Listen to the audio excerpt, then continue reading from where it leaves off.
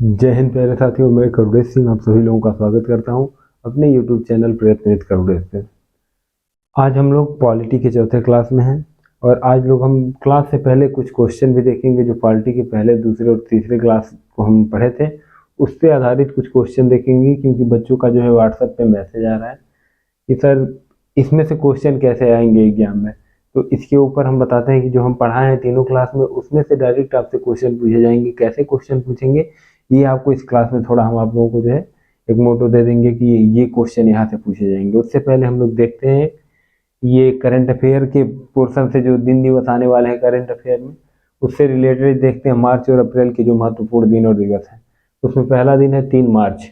3 मार्च को मनाया जाता है विश्व वन्य जीव दिवस। 3 मार्च को मनाया जाता है विश्व वन्य जीव दिवस।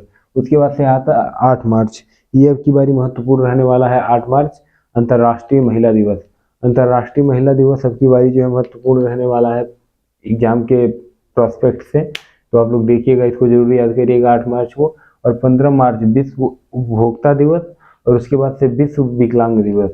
15 मार्च को ये दोनों दिवस मनाए जाते हैं, विश्व उपभोक्ता दिवस और विश्व विकलांग दिवस। ऐसे दिनों को आप जरूर याद रखिएगा जिस दिन या दिवस में दो दो घटनाएं हो रही हो। जैसे 25 जनवरी को विश्व पर्यटन भारत पर्यटन दिवस है, और भारत पर्यटन दिवस के बाद से जो है मतदान दिवस। ये 2 दिवस हैं 25 जनवरी को, ये इंपॉर्टेंट रहने वाला है। उसके बाद से हम लोग देखेंगे 20 मार्च को। 20 मार्च को जो है विश्व खुशहाली दिवस मनाया जाता है और विश्व गौरैया दिवस। विश्व खुशहाली दिवस और विश्व गौरैया दिवस जो है 20 मार्च को मनाया जाता है। इसके बाद से देखेंगे 22 मार्च।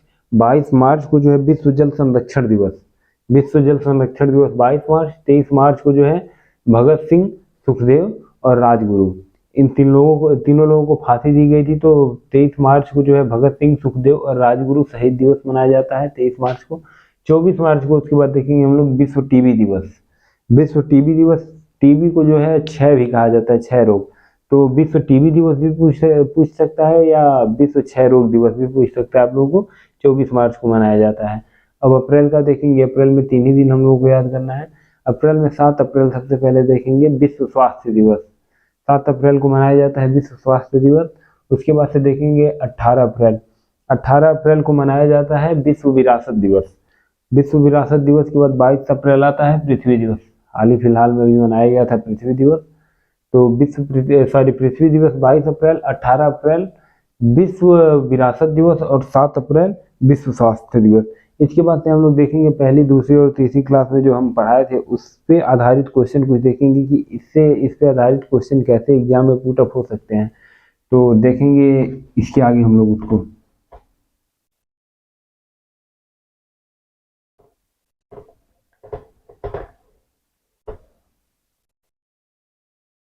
महत्वपूर्ण रहने वाला है आप लोगों के लिए ये क्वेश्चन जो है, क्योंकि क्वेश्चन सेम तरीके से आप लोगों से एग्जाम में पूछेगा, एकदम ऐसे ही जिस प्रकार से पढ़ाया जा रहा है क्वेश्चन इसी रिदम में आप लोगों से पूछा जाएगा।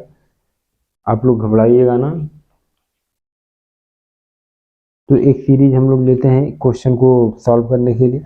सबसे पहले देखेंगे जो है कैबिनेट मिशन। ये संविधान सभा का गठन हुआ था। संविधान सभा के गठन के बाद से जो है संविधान बना भारत का।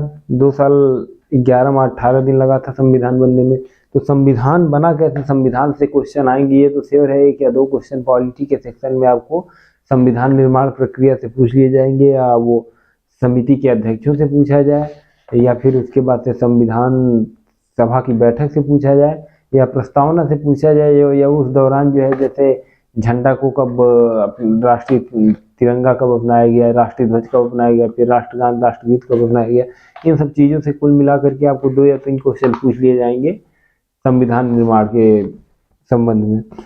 अब इसके बाद से इसमें पहला क्वेश्चन हम लोग देखेंगे कि जो है ये संविधान निर्माण, पहली बात तो देखेंगे कि संविधान सभा का गठन कब हुआ था। संविधान सभा का गठन हुआ था, क्वेश्चन पूछ लिया जाएगा कि संविधान सभा का गठन कब हुआ। ये हुआ था 6 दिसंबर 1946। संविधान सभा का गठन हुआ था। क्वेश्चन ये भी पूछ सकता है कि संविधान सभा की पहली बैठक कब हुई थी। तो संविधान सभा की पहली बैठक हुई थी 9 दिसंबर 1946।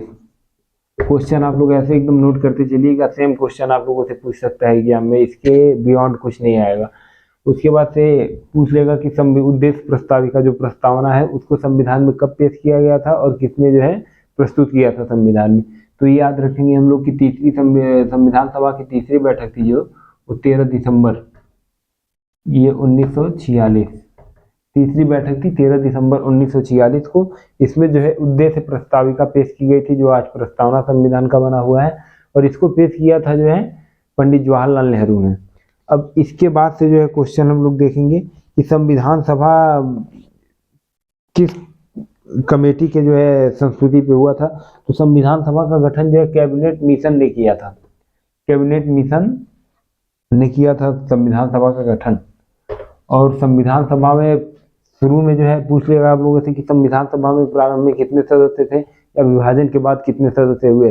तो संविधान सभा जब गठित हुआ तब उस समय जो है 389 सदस्य थे संविधान सभा में, और विभाजन के बाद से 299 विभाजन के बाद से संविधान सभा में 299 सदस्य रह गए थे। अब इसके बाद से क्वेश्चन आप लोगों से पूछेगा कि जो है संविधान में कुल कितनी प्रमुख समितियां थी।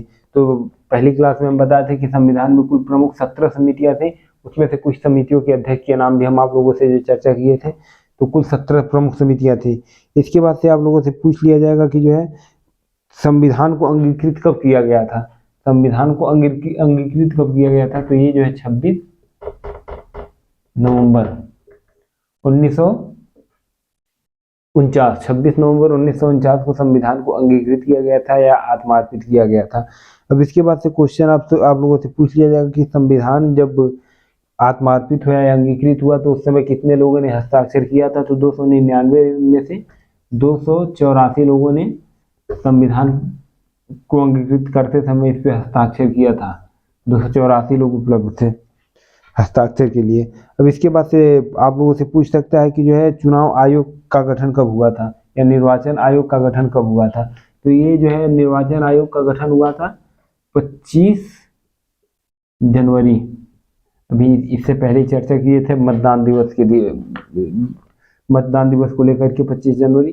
तो 25 जनवरी को जो है निर्वाचन आयोग का गठन हुआ 1950 में, 25 जनवरी 1950, और तभी से जो है 25 जनवरी को मतदान दिवस के रूप में मनाया जाने लगा। अब इसके बाद से देखेंगे हम जो है राष्ट्रीय ध्वज झंडा को कब अपनाया गया था या राष्ट्रगीत या राष्ट्रगान को कब अपनाया गया था भारत में। तो ये जो है 22 जुलाई 1947 को जो है 1947 को राष्ट्रीय ध्वज को जो है ये तिरंगा को राष्ट्रीय ध्वज माना गया। उसके बाद से जो है 24 जनवरी 1950 24 जनवरी 1950 को जो है राष्ट्रगीत और राष्ट्रगान दोनों को अपनाया गया। राष्ट्रगीत और राष्ट्रगान को अपनाया गया 24 जनवरी 1950 को। और 24 जनवरी 1950 के भारत के पहले राष्ट्रपति डॉक्टर राजेंद्र प्रसाद को नियुक्त किया गया।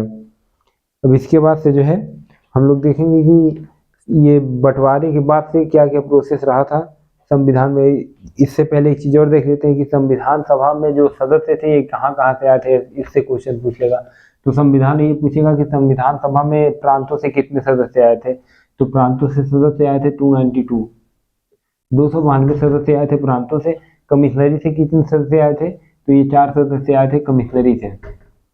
कमिश्नरी से 4 सदस्य। आपसे क्वेश्चन पूछेगा कि संविधान सभा में कितने सदस्य कमिश्नरी से आए थे या संविधान सभा में कितने सदस्य प्रांतों से आए थे। तो 292 प्रांतों से आए थे और 4 जो है आए थे आपके कमिश्नरी से।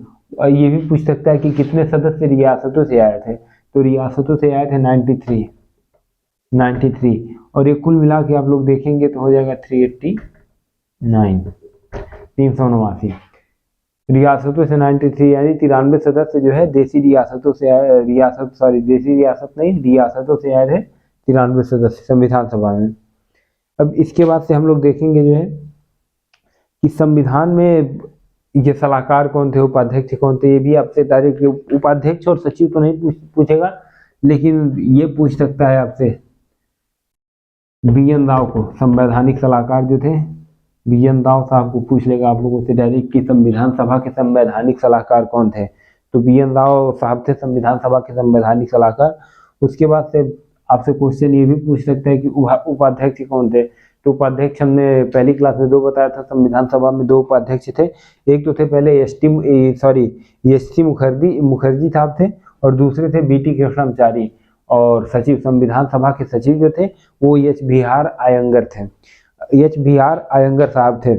और ये देखिएगा चुनाव के विषय में जो हम बताए थे कि संविधान सभा में 15 जो है महिलाएं थी। 15 महिलाओं में से ये पूछ लिया संविधान सभा में कितनी महिलाएं थी, तो संविधान सभा में कुल 15 महिलाएं थी। और ये भी क्वेश्चन पूछ सकता है कि संविधान सभा में एकमात्र मुस्लिम महिला कौन थी, तो वो जो है बेगम एजाज रसूल। आप लोग आंसर देंगे बेगम एजाज रसूल। संविधान सभा में एकमात्र मुस्लिम महिला थी बेगम एजाज रसूल। अब इसके बाद से हम लोग आगे देखेंगे संविधान से संबंधित जो कुछ कमेटी है उनके सदस्यों अध्यक्षों के विषय में हम लोग देखेंगे। तो पहली समिति जो है प्रारूप समिति के अध्यक्ष। आप लोगों से क्वेश्चन पूछेगा कि प्रारूप समिति के अध्यक्ष कौन थे, तो प्रारूप समिति यानी ड्राफ्टिंग कमेटी, पांडुलेखा, 5 नाम इसके हम आप लोगों को बताए थे। पांडुलेखा समिति, ड्राफ्टिंग कमेटी या प्रारूप समिति, 3 ये हो गए। उसके बाद से संविधान निर्मात्री समिति और मसौदा समिति, ये 5 नाम से पूछ लिया जा सकता है। तो आप लोगों से पूछेगा कि ड्राफ्टिंग कमेटी के अध्यक्ष कौन थे, तो वो थे डॉक्टर भीमराव अम्बेडकर साहब। ये पूछ लेगा आपके कि नियम संचालन समिति के अध्यक्ष कौन थे, वो थे डॉक्टर राजेंद्र प्रसाद। तदर्थ या झंडा समिति के अध्यक्ष कौन थे, ऐसे क्वेश्चन एज द सेम आप लोगों से पूछेगा, तो उसके भी अध्यक्ष थे डॉक्टर राजेंद्र प्रसाद। आप लोगों से क्वेश्चन अगर पूछ ले कि संघ संविधान समिति के अध्यक्ष कौन थे, तो उसके सदस्य थे, अध्यक्ष थे पंडित जवाहरलाल नेहरू। ऐसी पहली क्लास में जो हम जितने भी अध्यक्षों को बताएं वो आप लोग एक बार देख लीजिएगा ध्यान से। अब इसके बाद से आप लोगों से क्वेश्चन ये पूछ सकता है कि जो है संविधान सभा जो है ये कार्य कर रही थी, पहली बात तो एक संप्रभु निकाय थी, इसमें कोई बट नहीं कि संविधान सभा संप्रभु निकाय नहीं थी। संविधान सभा एक संप्रभु निकाय, संप्रभु मतलब क्या है, संप्रभु एक शब्द होता है जिसका अर्थ होता है कि हम अपने आंतरिक और बाह्य सभी निर्णय लेने के लिए स्वतंत्र हैं। हमको कोई भी किसी भी प्रकार का दबाव नहीं हमारे ऊपर होगा कि हम कोई निर्णय किसी के दबाव में लें। संप्रभु का मतलब यही होता है जो संविधान की प्रस्तावना में है। प्रस्तावना से रिलेटेड भी कुछ क्वेश्चन हम देखेंगे आगे। उससे पहले देख लेते हैं कि ये जो है संविधान में अन्य जो कार्य किए गए थे इसको देख लेते हैं। संविधान सभा में एक और देखेंगे जो है ये 80 सदस्य थे। शेड्यूल कास्ट के कितने सदस्य संविधान सभा में थे, ये 26 थे। 15 महिलाएं थी। 80 कैटेगरी से जो है 26 सदस्य थे संविधान सभा में, और एसटी कैटेगरी से 33। शेड्यूल ट्राइब से 33 सदस्य जो थे, और शेड्यूल कास्ट से जो है ये 26 सदस्य थे संविधान सभा में। अब इसके बाद से हम लोग देखेंगे जो है कि संविधान को हस्तलिखित किसने किया था, ऐसे क्वेश्चन आप लोगों से आ जाएगा। तो संविधान को हस्तलिखित करने के प्रोस्पेक्ट से जो 2 क्वेश्चन आते हैं, एक तो इंग्लिश में संविधान लिखा गया था और एक हिंदी में। तो ये हिंदी इंग्लिश अगर कुछ ना दे तो आप लोग इंग्लिश वाले का नाम लिखिएगा, अगर हिंदी दे तब आप लोग हिंदी वाले का नाम लिखिएगा। तो संविधान को जो है हस्तलिखित किसने किया था, तो ये है प्रेम बिहारी रायजादा साहब। प्रेम बिहारी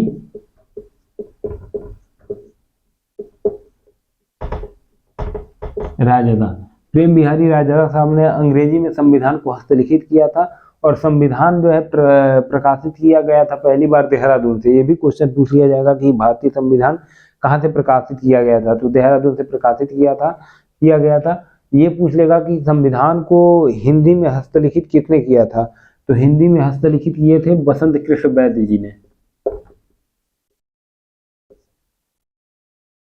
बसंत कृष्ण वैद्य ये संविधान को हिंदी में हस्तलिखित किए थे। इंग्लिश में अगर कुछ ना पूछ ले हस्तलिखित किसने किया था, तो प्रेम बिहारी रायजादा साहब, और अगर पूछ ले हिंदी में किसने किया था तो वो बसंत कृष्ण वैद्य साहब। अब इसके बाद से हम लोग देखेंगे जो है कि ये संविधान में मोहर के रूप में किसका प्रयोग किया गया था। संविधान सभा जो थी वो मोहर के रूप में किस चीज का प्रयोग कर रही थी, तो मोहर के रूप में हाथी का प्रयोग हुआ था। और हाथी कैसी पशु है ये भी क्वेश्चन पूछ लिया जाता है। एकदम सीधा क्वेश्चन आप लोगों से पूछा गया था 2019 के एंट्रेंस एग्जाम में बीए में, हाथी कैसी पशु है। तो बड़ा छोटा ऐसे डिस्क्रिप्टिव लोग करते हैं कि बड़ी पशु है, छोटी पशु है, लेकिन हाथी हमारी जो है विरासत पशु है, हाथी विरासत पशु है। आज भी आप अगर साउथ के मंदिरों में जाएंगे तो आपको देखने को मिलेगा कि एक एक मंदिर, एक एक मंदिर के जो पुजारी हैं उनके पास 50-50 हाथी या 100 की संख्या में, 200 की संख्या में हाथी रहती हैं उन लोगों के पास। तो हाथी हमारी विरासत पशु है, ये आप लोग जरूर ध्यान दीजिएगा। उसके बाद से अब हम देखेंगे कि जो है प्रस्तावना से संबंधित कुछ प्रश्न देखते हैं कि जो है प्रस्तावना, उससे पहले देख लेते हैं संविधान के स्रोत क्या थे। ये एक पोर्शन छूट रहा था संविधान में हम लोगों का, संविधान के स्रोत क्या थे।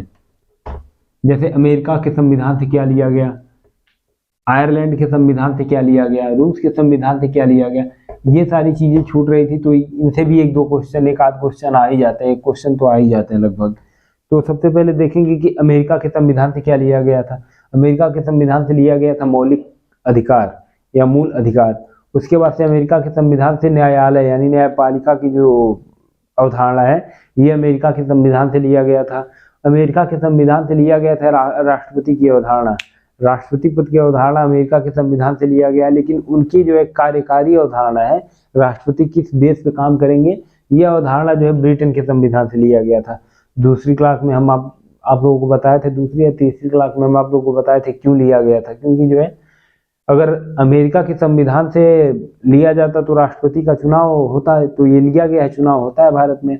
लेकिन अगर ब्रिटेन के संविधान से अगर राष्ट्रपति की अवधारणा ले ली जाती, कार्यकारी हुई या जो है उनके जो है चुनाव की हुई, तो ब्रिटेन में राष्ट्रपति वंशानुगत होते हैं, तो भारत में भी वंशानुगत करना पड़ता।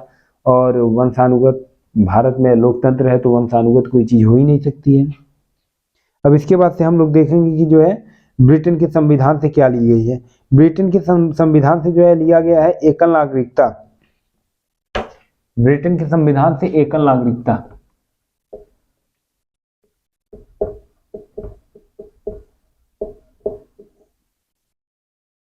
दूसरी क्लास में आप लोगों का पहला क्वेश्चन था कि नागरिक भारत में कैसी नागरिकता है, तो हम बताए थे एकल नागरिकता है। ये अवधारणा लिया गया है ब्रिटेन के संविधान से।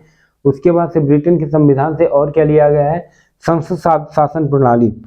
संसदीय शासन प्रणाली जो है ये भी ब्रिटेन के संविधान से लिया गया है, संसदीय शासन प्रणाली। ये क्वेश्चन आएगा नहीं। एकल नागरिकता मात्र आप लोगों से पूछ सकते हैं कि ब्रिटेन की एकल नागरिकता किस देश के संविधान से अवधारणा ये ली गई है, तो ये अवधारणा ब्रिटेन के संविधान से ली गई है।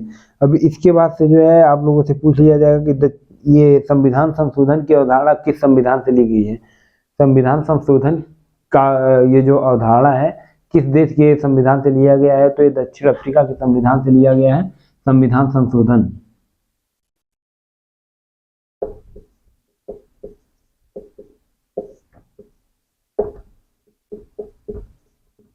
संविधान संशोधन का अवधारणा जो है दक्षिण अफ्रीका के संविधान से लिया गया है।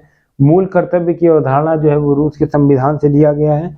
उसके बाद से नीति निर्देशक तत्व, जो पिछली क्लास में हम लोग पढ़े थे, तो नीति निर्देशक तत्व की अवधारणा जो है आयरलैंड के संविधान से लिया गया है। और उसके बाद से संविधान जो हमारा अनुच्छेदों के रूप में है, ये अवधारणा जापान के संविधान से लिया गया है। संघात्मक शासन प्रणाली, संघात्मक शासन प्रणाली, ये जो है कनाडा के संविधान से संघात्मक शासन प्रणाली लिया गया है। और उसके बाद से आपातकाल, जो महत्वपूर्ण रहने वाला है, आपातकाल, ये जर्मनी के संविधान से लिया गया है। आपातकाल का अवधारणा जो है जर्मनी के संविधान से लिया गया है। अब इसके बाद से हम लोग रुख करेंगे भाग एक की तरफ कि भाग एक से कहाँ से क्वेश्चन आएगा। भाग एक से आप लोगों से बहुत कुछ नहीं पूछेगा, अगर पूछना होगा तो पूछ सकता है कि भारत के कुल कितने नाम हैं। भारत के कुल कितने नाम हैं, तो भारत के कुल जो है दो ही नाम है, भारत अर्थात इंडिया, संवैधानिक नाम। पिछली क्लास में हम आप लोगों से चर्चा किए थे।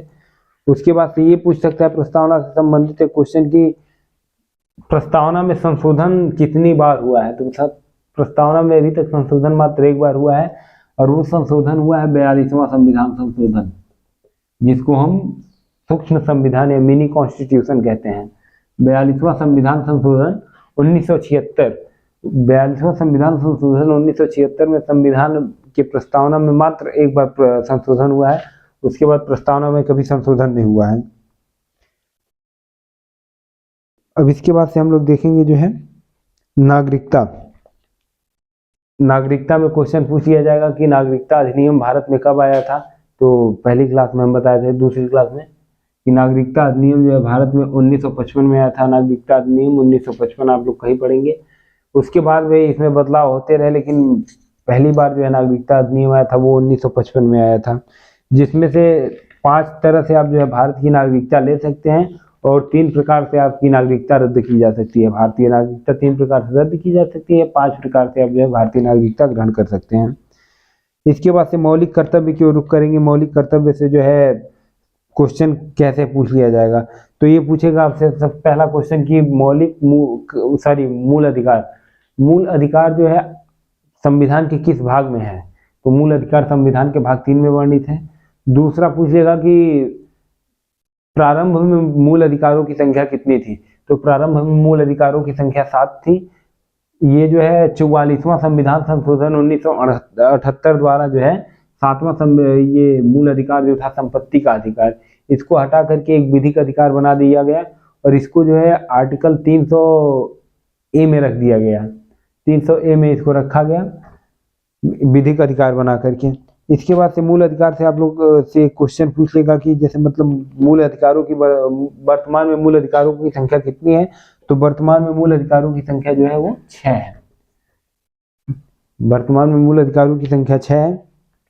अब इसके बाद से जो है आप लोगों से क्वेश्चन पूछ सकता है कि जो है आर्टिकल 14 में जो वर्णित है विधि के समक्ष समानता या विधि का समान संरक्षण।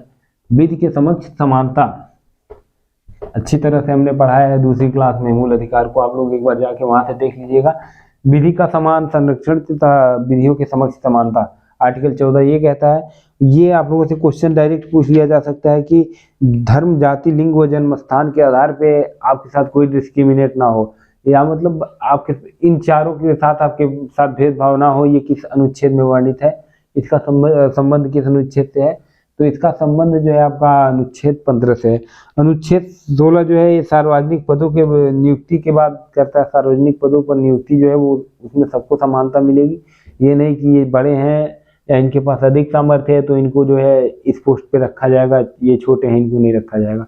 जो जितने भी सार्वजनिक पद हैं उन पर नियुक्ति की समानता सबको होगा, सब लोग समान रूप से उस पर नियुक्त हो सकते हैं, लेकिन अपनी योग्यता के अनुसार, उस पोस्ट की योग्यता के अनुसार। इसके बाद से आता है आर्टिकल 17। सबसे इंपॉर्टेंट आर्टिकल है ये, आर्टिकल 17 और आर्टिकल 32 जो हमेशा पूछ लिए जाते हैं।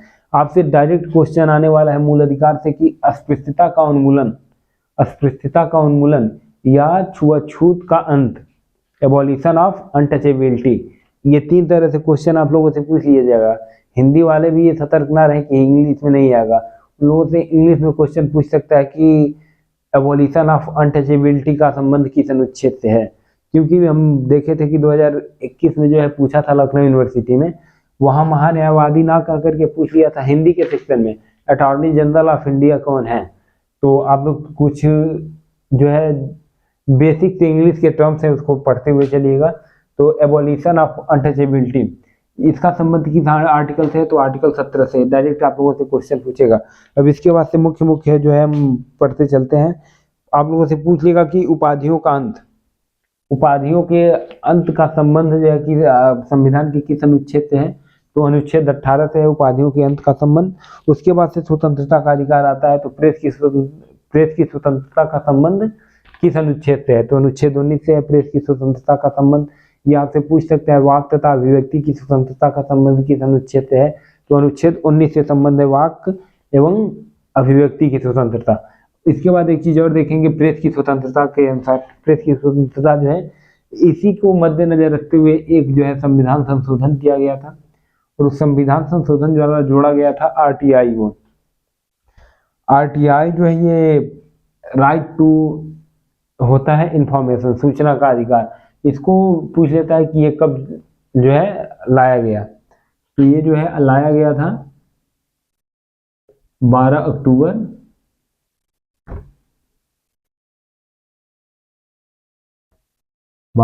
2005। ये था right to information. Right to information जो है ये आया था 2005 के थ्रू। और इसके बाद से हम लोग देखेंगे कि अपराध में दोष सिद्धि के पूर्व संरक्षण, या इसका मतलब ये होता है कि ये क्वेश्चन आर्टिकल 20 से आधारित क्वेश्चन जो होते हैं ये सबसे अधिक जो है मिसगाइड करते हैं बच्चों को एग्जाम में। ये समझ में नहीं आते हैं क्वेश्चन ये किस आर्टिकल से पूछ रहा है, क्या पूछ रहा है। ये क्वेश्चन जैसे आप मोटिव लेके चलिएगा कि जो है ये पूछता है अपराध में दोष सिद्धि से पूर्व संरक्षण। इसका मतलब ये होता है कि कोई अपराध आप किए और दोष अभी सिद्ध नहीं हुआ है, उसके पहले आपको संरक्षण जो मिलेगा वो संरक्षण आर्टिकल 20 आप लोगों को देगा। आप लोग कोई अधिकार किए वो अब अपराध आप लोग कोई अगर किए वो अपराध अभी सिद्ध नहीं हुआ है कोर्ट में, तो उसके पहले आपको संरक्षण देगा वो आर्टिकल 20 देगा आप लोगों को संरक्षण। आर्टिकल 20 में ये बात की गई है कि आप लोगों को एक अपराध के लिए 2 सजा नहीं मिल सकती है, दोहरी सजा का जो है अंत किया गया है आर्टिकल 20 में। अब आर्टिकल 21 आता है प्राण एवं दैहिक स्वतंत्रता।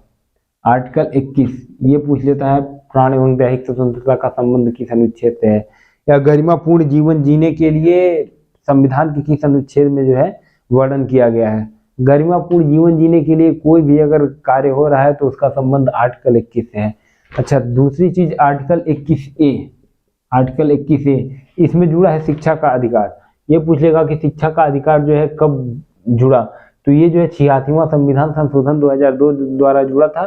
संविधान को इसको जो है नीति निर्देशक तत्व से हटा करके इसको मौलिक अधिकार बनाया गया था 2002 में, एक आर्टिकल 21A में इसको रखा गया था। अब इसके बाद से हम लोग देखेंगे जो है आर्टिकल 23 और 24, 22 इतना महत्वपूर्ण नहीं है।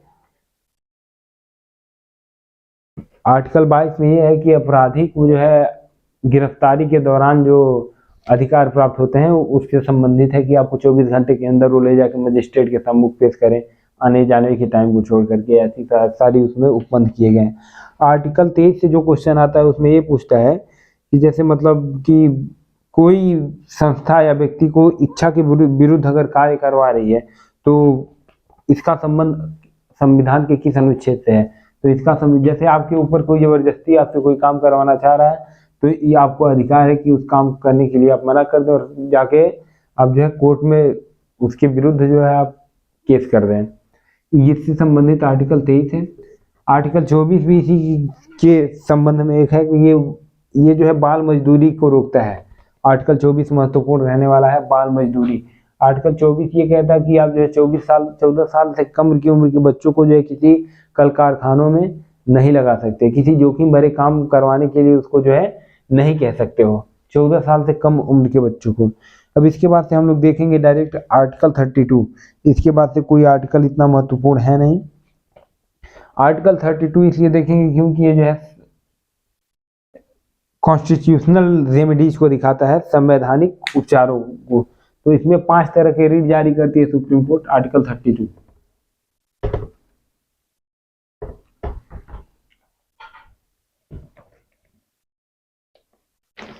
आर्टिकल 32 को ही कहा जाता है संवैधानिक उपचारों का अधिकार। इसी को डॉक्टर भीमराव अंबेडकर ने संविधान का आत्मा कहा था। ये भी क्वेश्चन 2021 में पूछा गया था लखनऊ यूनिवर्सिटी और दीनदयाल उपाध्याय यूनिवर्सिटी दोनों में। डॉक्टर भीमराव अंबेडकर ने संविधान की आत्मा किस अनुच्छेद को बताया है, तो वो अनुच्छेद आर्टिकल 32 है। अब इसके बाद से हम लोग देखेंगे आगे का जो है, पिछली क्लास में हम लोग पढ़े थे संघीय कार्यपालिका, हम लोग पढ़ रहे थे, वहां पे हम लोग क्या क्या पढ़े थे। ये पढ़ने के बाद अब हम लोग देखेंगे सर्वोच्च न्यायालय और हाई कोर्ट, यानी हाई कोर्ट और सुप्रीम कोर्ट, ये देखेंगे। उसके बाद से पंचायती व्यवस्था देखेंगे। उसके बाद से कुछ संविधान के प्रमुख भाग है, जैसे भाग 18, भाग 20, इन सब भागों को देख लेंगे। ये सब भाग किन चीजों से संबंधित हैं।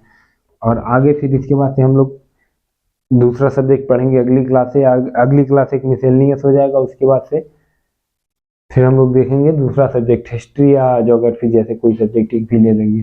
तो हम लोग देखेंगे पिछली क्लास का अंत हुआ था संघीय कार्यपालिका से, यहाँ का शुरुआत होगा सुप्रीम कोर्ट और हाई कोर्ट। सुप्रीम कोर्ट आता है अनुच्छेद 124 में। सुप्रीम कोर्ट का संबंध अनुच्छेद 124 से है और हाई कोर्ट का संबंध है अनुच्छेद 214। ये देखिएगा 124 और 214, यहाँ हम लोग लास्ट डिजिट को छोड़ देंगे ये कोर्ट याद करने के प्रोस्पेक्ट में। और पहली 2 डिजिट को जो है सुप्रीम कोर्ट में छोटे से बड़े की तरफ जाएंगे, और हाई कोर्ट जो है बड़े की तरफ रुख करता है, तो पहले हम लोग बड़े अंक को रखेंगे 2 को। सुप्रीम कोर्ट जो है अपने के नीचे, सुप्रीम कोर्ट भाई सुप्रीम है, वो तो छोटे से बड़ा होता हुआ जाता है, मतलब अंतिम होता है, तो हम लोग 1 से 2 की तरफ रुख करेंगे, और हाई कोर्ट में 2 से 1 की तरफ, यानी 12 और 21, 124 करेंगे सुप्रीम कोर्ट के लिए अनुच्छेद, और 2 से 14 करेंगे हाई कोर्ट के लिए अनुच्छेद। अब इसके बाद से कुछ और देखते हैं, जैसे मतलब सुप्रीम कोर्ट के जज बनने की जो है एबिलिटी होती है, योग्यता होती है, वो क्या होती है। तो सुप्रीम कोर्ट के जज बनने की जो योग्यता है, वो तो पहली है कि एज क्या होनी चाहिए। जो है न्यूनतम उम्र कुछ कोई निर्धारण नहीं किया गया है, लेकिन अधिकतम उम्र जो है वो 65 वर्ष है, और इसमें जो है अधिकतम उम्र 62 वर्ष है। अब इसके बाद से योग्यता देखेंगे, ये तो उम्र का हो गया। इसके बाद योग्यता देखेंगे कि सुप्रीम कोर्ट का जज बनने के लिए, सुप्रीम कोर्ट का जज बनने के लिए जो है आप उच्च न्यायालय, किसी भी उच्च न्यायालय में 5 साल तक जो है न्यायाधीश के रूप में कार्य किए हो, तो आप जो है सुप्रीम कोर्ट के जज बन सकते हो। या 10 साल तक एक या एक से अधिक उच्च न्यायालय में आप वकील के रूप में कार्य किए हो, तब आप जो है सुप्रीम कोर्ट के जज बन सकते हो। या तो आप राष्ट्रपति की नज़र में एक अच्छे विधिवेत्ता हो, तब आप सुप्रीम कोर्ट के जज बन सकते हो। यही सेम चीज़ देखेंगे हम लोग हाई कोर्ट के प्रोस्पेक्ट में। तो हाई कोर्ट के प्रोस्पेक्ट में देखेंगे कि अब कम से कम 10 साल तक किसी भी न्यायालय में, कि हाई कोर्ट के किसी भी अधीनस्थ न्यायालय में आप कम से कम 10 वर्ष तक वकील रह चुके हों, या आप जो है राष्ट्रपति महोदय की नज़र में अच्छे विधिवेत्ता हों। इनकी नियुक्ति जो है राष्ट्रपति करते हैं, इनकी भी नियुक्ति राष्ट्रपति करते हैं, लेकिन सुप्रीम कोर्ट के जज की नियुक्ति जो है राष्ट्रपति करते हैं। सुप्रीम कोर्ट के ये जो CJI होते हैं, चीफ जस्टिस ऑफ इंडिया, उनके जो है निर्देशन से हाई कोर्ट के जजों का जो है नियुक्ति राष्ट्रपति महोदय करते हैं। और CJI का नियुक्ति तो ऐसे राष्ट्रपति महोदय करते हैं, लेकिन CJI जो होता है वो एक उम्र के लेवल से देखा जाता है कि सबसे टर्म ऑफ ऑफिस किसका जो है सबसे मैच्योर है, उसकी उस लेवल से देखते हैं। जिनकी जो है जिनका नंबर रहता है उनको जो है CJI बनाया जाता है सुप्रीम कोर्ट में। आगे अब हम लोग देखेंगे सुप्रीम कोर्ट के संबंध में जो है ये शपथ भी इन दोनों को राष्ट्रपति ही दिलाते हैं। अब आगे हम लोग देख लेंगे थोड़ा कि पहले जो है सुप्रीम कोर्ट के पहले मुख्य न्यायाधीश कौन थे। ये कुछ आंकड़े देख लेते हैं सुप्रीम कोर्ट के संबंध में। फर्स्ट जो है CJI कौन थे, चीफ जस्टिस ऑफ इंडिया कौन थे, ये थे हीरालाल जेकानिया।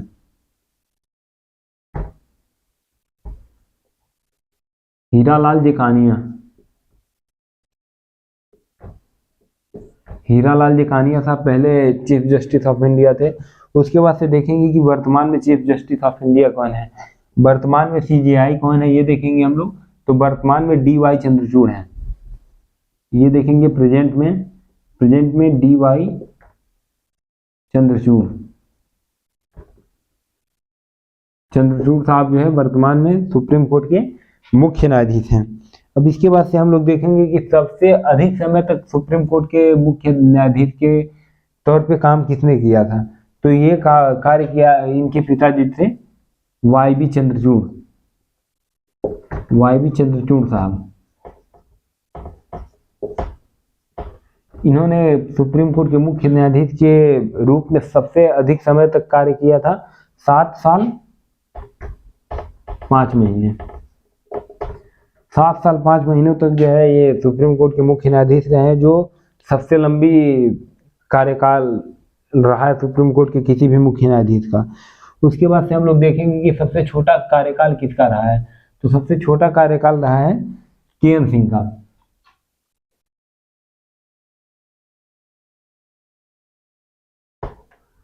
अठारह दिन का कार्यकाल था इनका, जो सुप्रीम कोर्ट में किसी भी मुख्य न्यायाधीश द्वारा सबसे कम कार्यकाल जो है ग्रहण किया गया था मुख्य न्यायाधीश के रूप में, ये थे KN सिंह।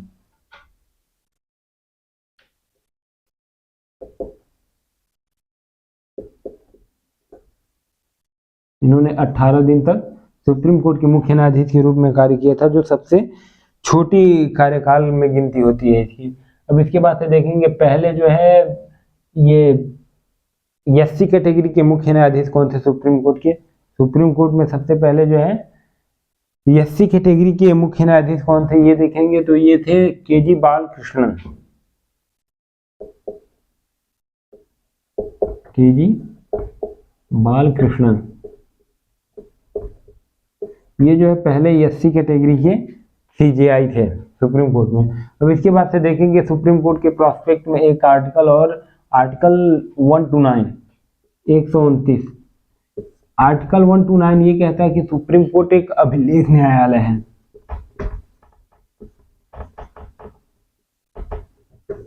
अभिलेख न्यायालय इसका मतलब ये होता है कि सुप्रीम कोर्ट द्वारा सुनाई गई कोई भी फैसला सुनाया गया कोई भी फैसला नजीर होगा। नजीर ये होता है कि उसको कहीं दावा नहीं किया जा किसी भी कोर्ट में दावा नहीं दिया जा सकता है। जैसे अगर हाई कोर्ट किसी फैसले पे अपना जो है किसी मैटर पे अपना फैसला सुनाती है तो उस फैसले को जो है दावा किया जा सकता है, दावा दिया जा सकता है सुप्रीम कोर्ट में। लेकिन सुप्रीम कोर्ट अगर किसी जो है घटना पे अपना जो है किसी केस पे अपना फैसला सुनाती है तो उस फैसले को किसी भी कोर्ट में दावा नहीं दिया जा सकता है। तो ये जो है अधिकार देता है सुप्रीम कोर्ट को, ये शक्ति देता है आर्टिकल 129। सुप्रीम कोर्ट अभिलेख न्यायालय होगा। अब इसके बाद से हम लोग देखेंगे जो है अभिलेख न्यायालय के बाद से हाई कोर्ट के संबंध में कि वर्तमान में हाई कोर्ट में भारत में कितने हाई कोर्ट हैं, या इसके बाद से जो है अंतिम हाई कोर्ट भारत में जो आया वो कब आया, कहाँ का हाई कोर्ट अंतिम हाई कोर्ट है, ये सब थोड़े आंकड़े हाई कोर्ट के संबंध में हम लोग देखेंगे।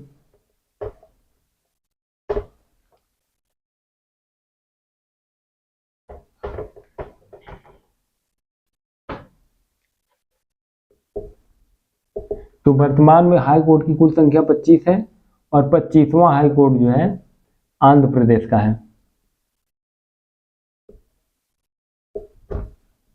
25वां हाई कोर्ट आंध्र प्रदेश का है जो अमरावती में स्थित है। वर्तमान में आंध्र प्रदेश की जो है राजधानी अमरावती है भी, और प्रस्तावित है कि आंध्र प्रदेश की राजधानी विशाखापट्टनम कर दी जाए।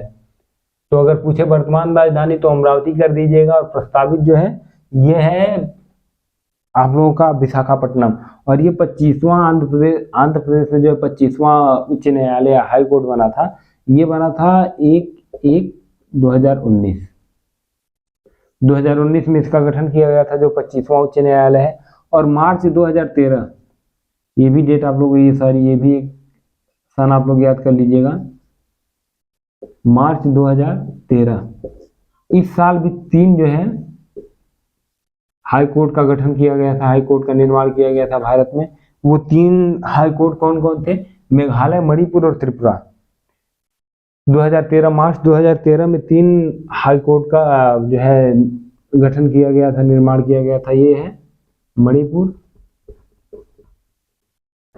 मेघालय और त्रिपुरा।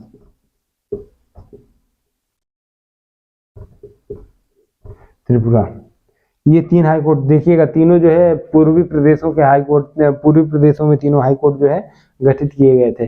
तो हाई कोर्ट के प्रोस्पेक्ट में ये चीजें आप लोगों से पूछ लिया जाएगा। अब इसके बाद से जो है हाई कोर्ट के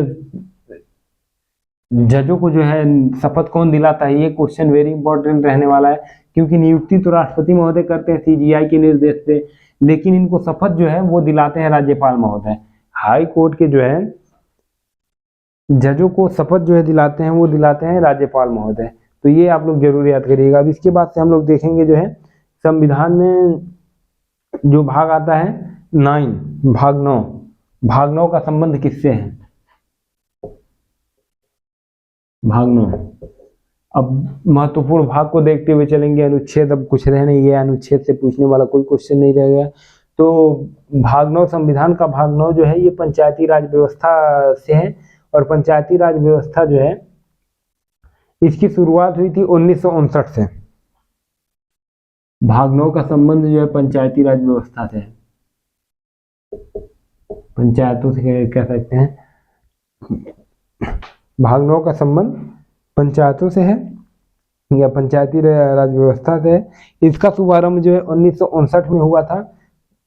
उस समय तत्कालीन प्रधानमंत्री पंडित जवाहरलाल नेहरू थे, और ये जो है नागौर जिले में पहले जो है, राजस्थान के नागौर जिले में पहले जो है पंचायत का गठन किया गया था। ये भी आप लोगों से पूछ लिया जाता है कि पहली पंचायत का गठन कहाँ किया गया था, तो राजस्थान के नागौर जिले में किया गया था। पहली जो है पंचायत का गठन किया गया था। अब इसके बाद से ये देख लेते हैं कि जो है ये किस समिति की सिफारिश पे, किस समिति की अनुशंसा पे जो है पंचायती राज व्यवस्था जो है इसका गठन किया गया था।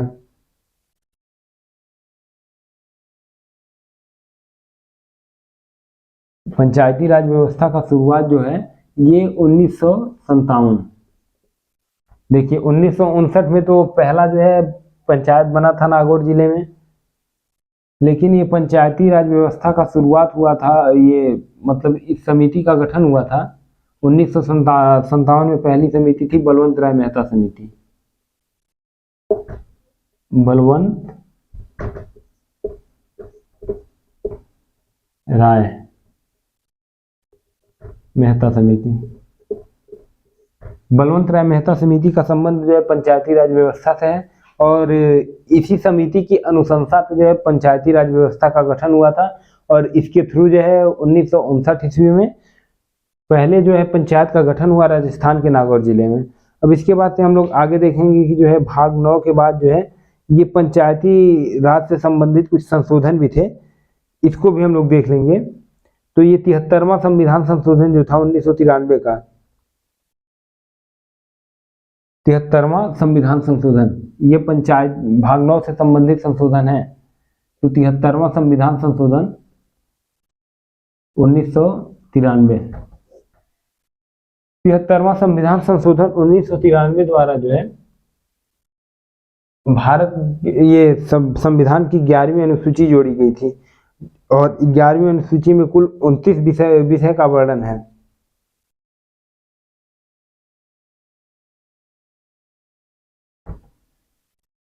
इसके थ्रू जो है 73वें संविधान संशोधन 1993 के थ्रू संविधान में 11वीं अनुसूची जोड़ी गई थी, और 11वीं अनुसूची में कुल वर्णित विषय जो है 29 हैं। और 11वीं अनुसूची में क्या है, ये पंचायती राज व्यवस्था है। ये 11वीं अनुसूची में ये जो त्रिस्तरीय होते हैं, ग्राम पंचायत, क्षेत्र पंचायत या नगर पंचायत, ऐसे जो होते हैं, तो उसमें जो है ये हुआ था 73वां संविधान संशोधन। और ये संशोधन जो है 24 अप्रैल को हुआ था। तो 24 अप्रैल को हम लोग पंचायती राज दिवस के रूप में भी मनाते हैं। अप्रैल वाले दिन दिवस में नोट कर लीजिएगा, 24 अप्रैल को पंचायती राज दिवस। ये देखिए दिन और दिवस से क्वेश्चन जो है आप लोगों की एक पॉलिटी से भी हो गया, उधर करंट अफेयर से भी पूछ सकता है। ये क्वेश्चन दोनों जगह ट्यून कर रहे हैं। तो 24 अप्रैल 1993 आप लोग डेट याद करिएगा। इसी दिन जो है संविधान का 73वां संविधान संशोधन किया गया था। इसी कारण इसको जो है पंचायती राज दिवस के रूप में मनाया जाता है 24 अप्रैल को। 74वां संविधान संशोधन जो है ये 1993 में किया गया था। 74वां संविधान संशोधन 1993 में ही है। इसमें जो है संविधान में अनुसूची 12 जोड़ी गई थी। अनुसूची 12 जोड़ी गई थी संविधान में, और अनुसूची 12 में वर्णित विषय जो है वो 18 हैं। अनुसूची 12 में वर्णित जो विषय है वो 12 है, उनकी संख्या 12 है। इसके बाद से हम लोग देखेंगे संविधान का भाग 15। तो भाग ये आप लोगों से क्वेश्चन पूछ सकता है कि भाग 15 का संबंध किससे है, या निर्वाचन प्रक्रिया जो है ये संविधान के किस भाग से संबंधित है। तो भाग 15 का संबंध जो है निर्वाचन से है। भाग 15 का संबंध वो निर्वाचन से है। अब इसके बाद से महत्वपूर्ण जो है वो है भाग 17, संविधान का भाग 17। इसका संबंध जो है राजभाषा से है। भाषा, राजभाषा से संबंधित अनुसूची वो 8वीं अनुसूची है, जिसमें कुल वर्तमान में 22 भाषाओं का वर्णन है। प्रारंभ में इनकी संख्या 8वीं अनुसूची में जो राजभाषा में जो इनकी संख्या जो थी प्रारंभ में वो थी 14, लेकिन संविधान संशोधनों के द्वारा उनकी संख्या वर्तमान में 22 है। उसके बाद से हम लोग देखेंगे भाग 18। आप लोगों से पूछ लेगा जो है भाग 18। भाग 18 का संबंध आपातकाल से है। आपातकाल से है। आपातकाल में हम लोग 3 जो है अनुच्छेद देखेंगे, जो महत्वपूर्ण अनुच्छेद है 3। तो ये 3 अनुच्छेद आते भी हैं क्वेश्चन में, एग्जाम में हरदम आते हैं। तो पहला अनुच्छेद 352 है।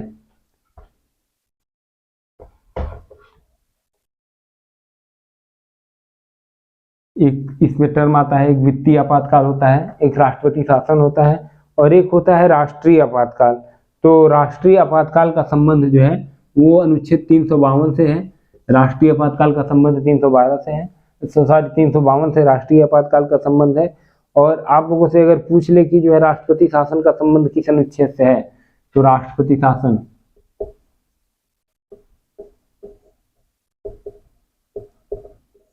इनका संबंध जो है आर्टिकल 356। आर्टिकल 356 से संबंध है राष्ट्रपति शासन का। और वित्तीय आपातकाल, भारत में अभी तक एक भी बार वित्तीय आपातकाल की घोषणा नहीं हुई है। इसका संबंध जो है आर्टिकल 360 से है। ये तीनों आर्टिकल आप लोगों के लिए महत्वपूर्ण रहने वाले हैं आपातकाल से संबंधित जो है। इससे क्वेश्चन कभी कभी पूछ भी लिया जाता है। ये भी पूछ लिया जाता है कि भारत में राष्ट्रीय आपातकाल कितनी बार जो है घोषित हुआ है, भारत में कितनी बार राष्ट्रीय आपातकाल लगा है। तो 3 बार भारत में राष्ट्रीय आपातकाल लगा है। पहला राष्ट्रीय आपातकाल लगा था जो है भारत चीन युद्ध के दौरान 1962 में। दूसरा राष्ट्रीय आपातकाल लगा था भारत पाकिस्तान युद्ध के दौरान, वो लगा था 1971 में। और तीसरा राष्ट्रीय आपातकाल लगा था सशस्त्र विद्रोह यानी आंतरिक विद्रोह के जो है प्रोस्पेक्ट से लगा था, वो लगा था 1975 में। इंदिरा गांधी की सरकार गिरी थी, मोरारजी देसाई की सरकार बनी थी, पहली गैर कांग्रेसी सरकार। तो इसके बाद से हम लोग देखेंगे जो है भाग 20, संविधान का भाग 20। तो संविधान के भाग 20 का संबंध किससे है? संविधान संशोधन।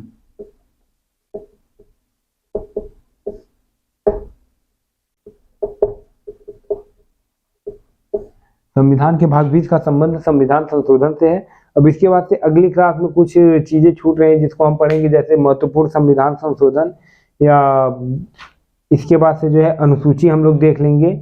और इसके बाद से अनुसूची के बाद से कुछ और मिसलेनियस क्वेश्चन हम लोग देख लेंगे, जैसे जो पूछे जाते हैं अक्सर। आज के लिए बस इतना ही। आशा करता हूँ, उम्मीद करता हूँ आप लोग अपनी तैयारी में जमकर मेहनत से लगे हुए होंगे और स्वस्थ होंगे, मस्त होंगे। तैयारी अच्छे से करिए, निश्चित तौर पर यूनिवर्सिटी में आप लोगों को एक सीट मिलेगी अगर प्रयत्न विद कवरेज के साथ आप लोग लगे हुए हैं तो। चीज़ों को बारीकी से समझते हुए चलिए। वो पीडीएफ का ये सेक्शन नहीं है कि आपको पीडीएफ के तौर पे 40 क्वेश्चन का 40 मिनट में 40 क्वेश्चन का एक सीरीज आपको दे दिए। अगर हम 40 मिनट पढ़ा रहे हैं आपको, तो 40 मिनट में आपको कम से कम 100 या 200 क्वेश्चन मिल सकते हैं। और वहाँ पे आप पीडीएफ अगर पढ़ रहे हैं तो पीडीएफ में आपको जो है भारत की राजधानी कहाँ है, दिल्ली, या संविधान सभा की पहली बैठक कहाँ हुई थी, तो ये हुई थी दिल्ली के जो है एक पुस्तकालय उसमें हुआ था। तो ऐसे आप लोगों को पीडीएफ वाले जो है आप लोगों को मिलेंगे, आप लोग नोट भी करेंगे पीडीएफ वालों को, क्योंकि टिप टॉप इसमें अधिक देखने को मिलेगा।